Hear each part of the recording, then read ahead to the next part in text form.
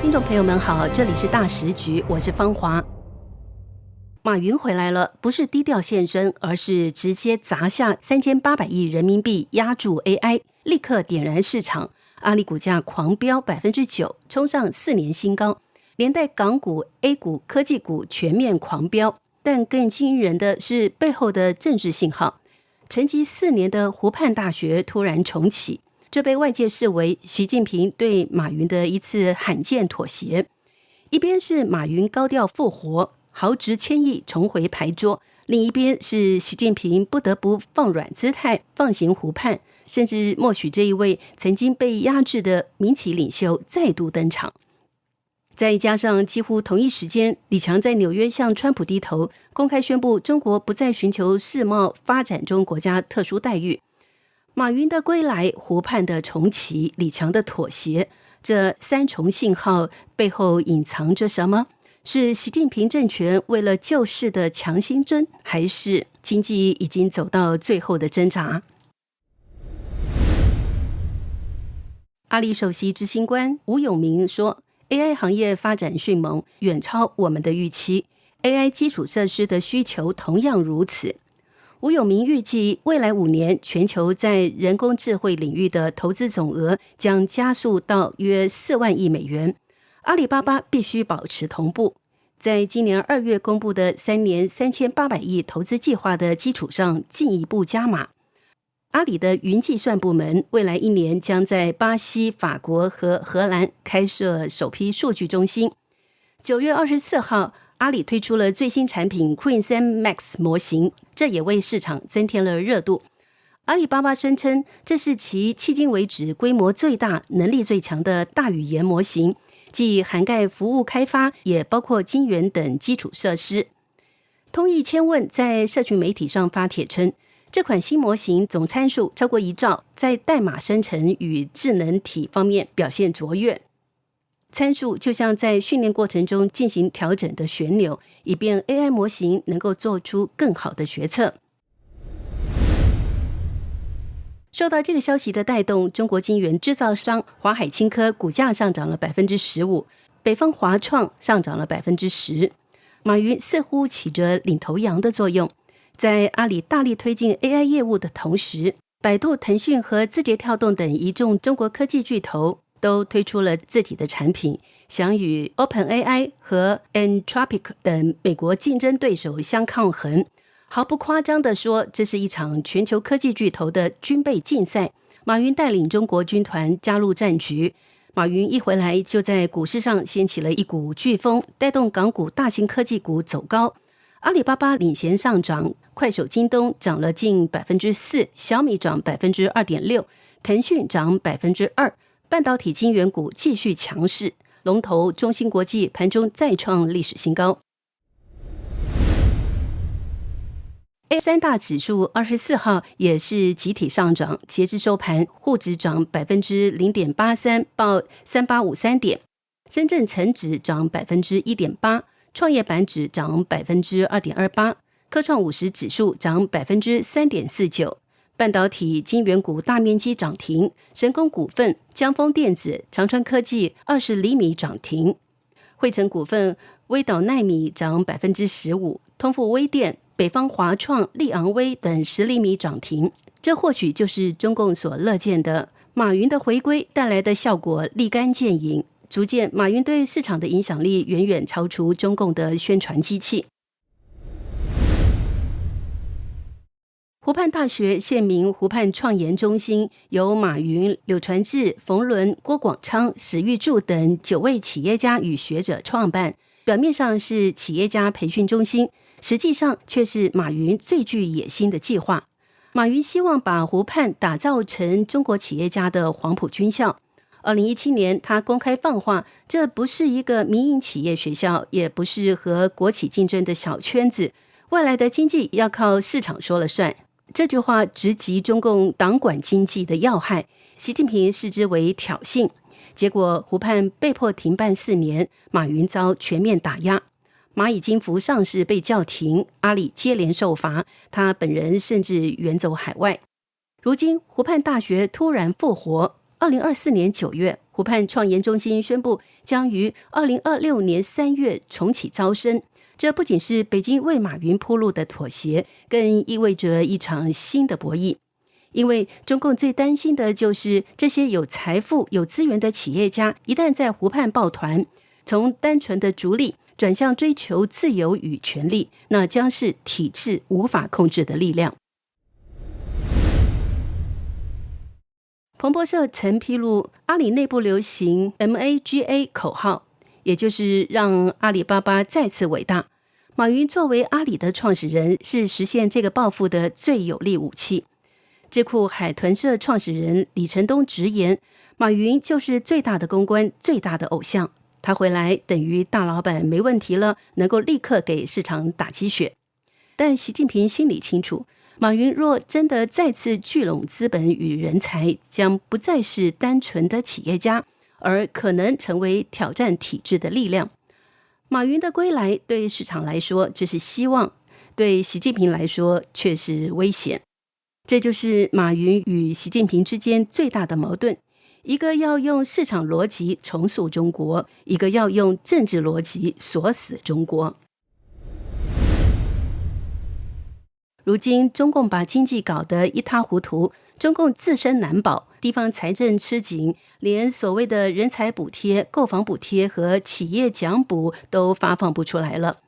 澎湃新闻最新报道，山东省海阳市一名网友透过市政府官网咨询人才补贴发放问题。这名网友称，新一年的人才补贴都申请完了，2024的补贴还没发。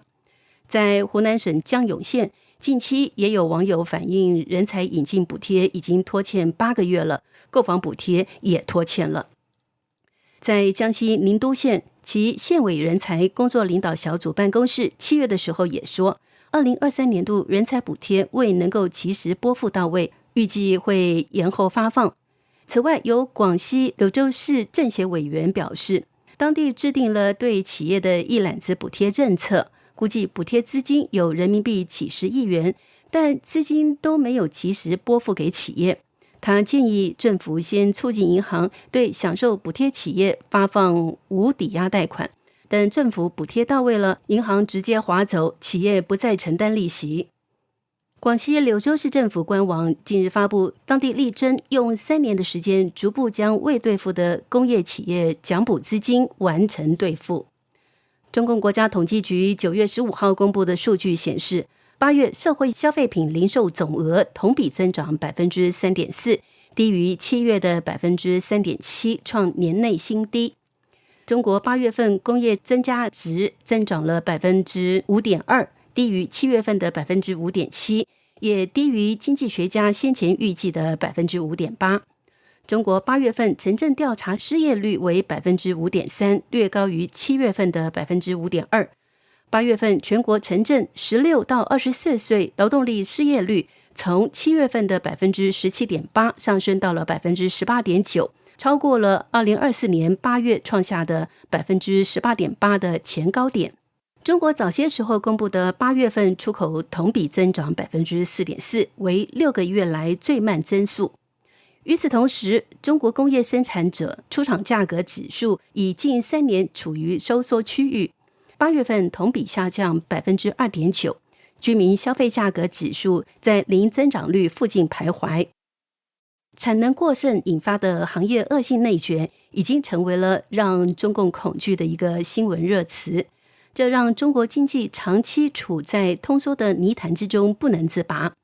中共只能够依靠政府和中共的调控手段，约谈汽车制造商、银行经理、水泥生产商以及电商平台等，警告他们不要过度的降价。中共的政府干预措施收效甚微，也很短暂。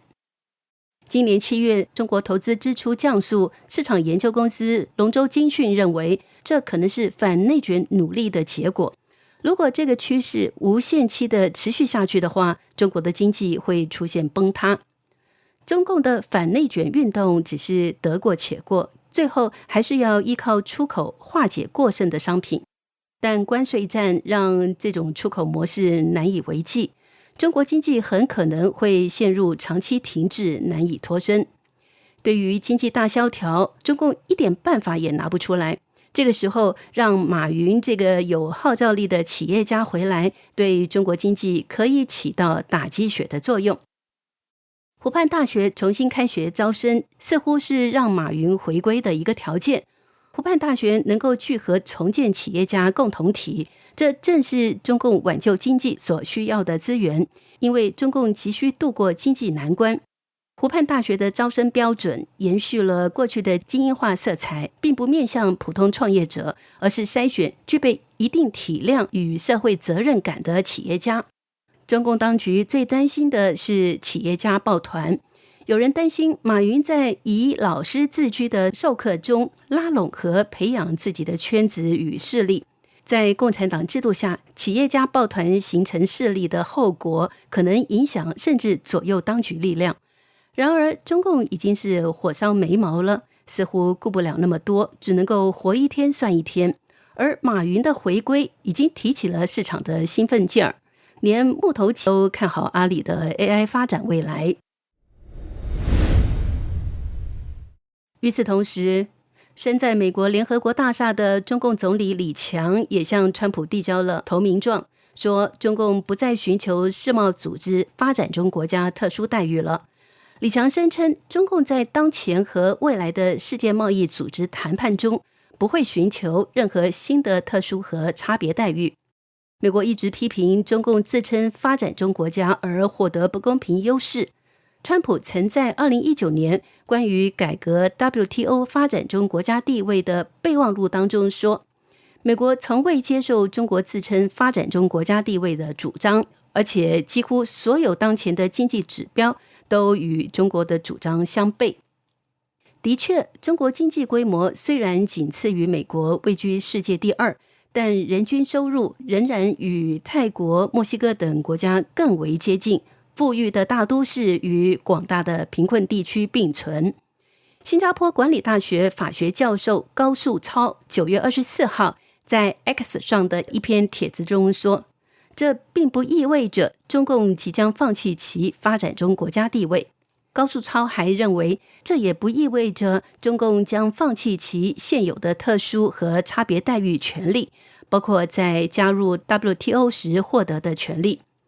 李强的举动释放了一种善意的信号，中共不想放弃美国市场，中美贸易谈判还在继续，但不想美国再次继续在特殊待遇问题上对中共施压。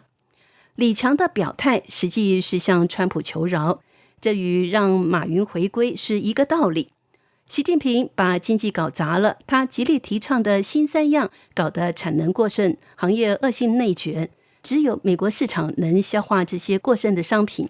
中共很想和美国达成贸易协议，但协议不是1天2天能够完成的。眼下的经济难关怎么办？无可奈何，只好再度请马云回来，让市场兴奋。马云的回归确实短期救了市场，也点燃了信心，但问题是这股积雪效应能维持多久？马云是救市的英雄，还是最后的消耗品？这一点很快就会见分晓。这里是大时局，感谢您的陪伴与思考，请订阅、分享并打开小铃铛，一起在动荡中坚守真相，在黑暗中点燃希望。